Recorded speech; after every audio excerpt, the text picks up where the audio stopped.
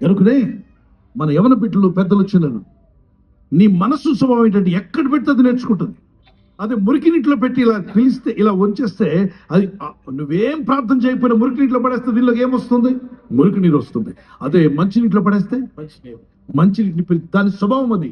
కాబట్టి నువ్వు టైలర్ దగ్గర ఉంటే టైలరింగ్ వస్తుంది, మెకానిక్ దగ్గర ఉంటే మెకానిక్ వస్తుంది, చదువుతూ ఉంటే తప్పక చదువు వస్తుంది, విద్య వస్తుంది, జ్ఞానం వస్తుంది. అలాగే నేను రోజు ప్రార్థన చేస్తుంటే ప్రభు నీ దగ్గరకు వస్తాడు, ప్రభు ఆత్మని ఎదుగు వస్తుంది, పరిశుద్ధాత్మలోకి వస్తాడు, నువ్వులో మార్పును చూడగలుగుతావు. మీ మనసులను మీ హృదయాలను ప్రభుకి అప్పగిస్తాను. దేవుని స్తోత్రం చెప్పగలరా? మీ హృదయంలో ఉన్నదే బయటకు వస్తుంది. నీ హృదయం నిండి ఉన్నదే బయటకు వస్తుంది. ఒకరి హృదయం నిండి ఉన్నదే వారు నోరు మాట్లాడినన్నాడు.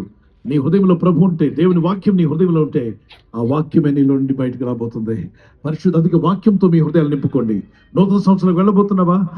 పాత తిత్తిగా కాదు ప్రభు, నూతన తిత్తిగా నూతన హృదయం నాకు దయచేయమని వాళ్ళు చేయగలరా?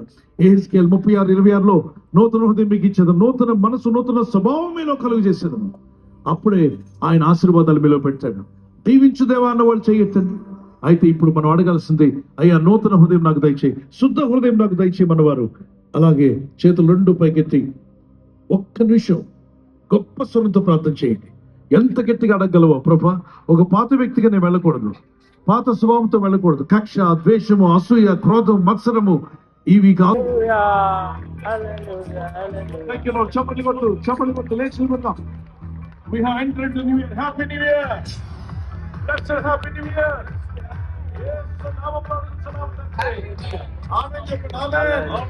ఈ ప్రార్థనకు జవాబులు యేసునామములో వచ్చును గాక. నూతన హృదయం, నూతన స్వభావం, ఆయన ఆశీర్వాదం నీ పైకి వచ్చును గాక. చెప్పండి.